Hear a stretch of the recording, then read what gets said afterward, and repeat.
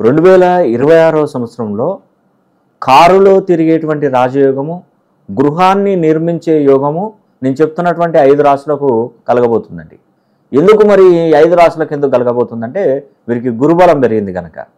వృషభ రాశిలో జన్మించిన, కుంభరాశిలో జన్మించిన, ధనుస్సు రాశిలో జన్మించిన, తులారాశిలో జన్మించిన వారు, సింహరాశిలో జన్మించిన వారు.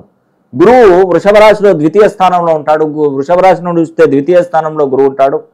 కుంభరాశి నుండి చూస్తే పంచమ స్థానంలో ఉంటారు. ధనుసు రాశి నుండి సప్తమ స్థానంలో ఉంటారు. తులారాశి నుండి చూస్తే 9వ స్థానంలో ఉంటారు. సింహరాశి నుండి ఉంటే లాభస్థానంలో ఉంటారు. కాబట్టి ఈ వృషభ రాశి, కుంభరాశి, ధనుసు రాశి అండ్ తుల, సింహరాశులలో మీరు జన్మించారా? మీరు జన్మించినట్టయితే 2026 సంవత్సరం మీకు ఒక అద్భుతమైనటువంటి పూల బాట అని చెప్పుకోవచ్చు. మీరు దర్జాగా మీ జీవితంలో ఎప్పుడు కూడా చూడనంత ధనాన్ని చూస్తారు.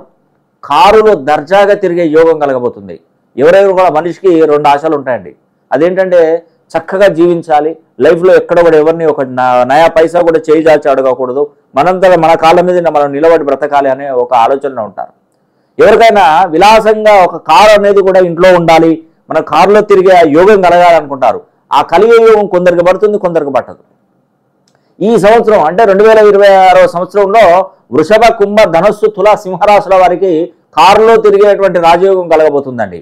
సొంత గృహ నిర్మాణాన్ని నిర్మించుకోవచ్చండి. గృహం అనేది కూడా చాలా మంది కళ. అంటే సొంత గృహము ఉండాలి, మనకంటూ ఒక స్థానం, ఒక మంచి బలము, గృహబలం అనేది కంపల్సరీ ఉండాలి, మనకు ఒక గృహాన్ని నిర్మించుకోవాలని కూడా చాలా మంది అనుకుంటారు. ఆ ఆశలు కొందరికి గృహాన్ని నిర్మించిన తర్వాత కొద్ది రోజులకి అమ్మివేయడం జరుగుతుంది. ఎందుకంటే మనం గురుబలంలో ఉన్నప్పుడు మాత్రమే గురుబలాన్ని ఉపయోగించుకొని ఆ గృహ నిర్మాణం చేపట్టుకోవాలి. అప్పుడు మనకు అది దీర్ఘకాలికంగా నిలబడుతుందండి.